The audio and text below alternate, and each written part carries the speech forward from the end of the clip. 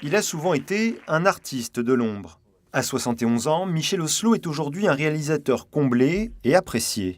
C'est un réalisateur que j'apprécie beaucoup. Et en plus, il était là. C'était vraiment des jolies images. Et ça va pas trop vite pour permettre aux enfants de comprendre ce qui se passe. L'auteur présentait aujourd'hui son dernier film, Azour et Asmar, au cinéma Le Royal au Mans. Mais c'est bien cet enfant, Kirikou, qui l'a rendu célèbre.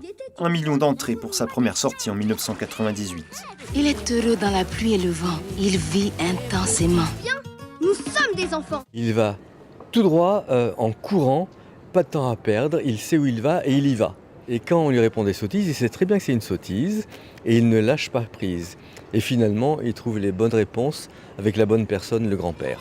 Ce petit personnage ne lâche jamais prise et vit ses rêves. Deuxième leçon de vie que Michel Oslo délivre, lui qui a connu le chômage avant son succès soudain.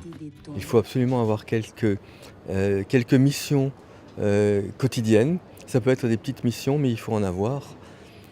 Et il ne faut pas simplement se contenter de gagner de quoi manger tous les jours. C'est pas suffisant.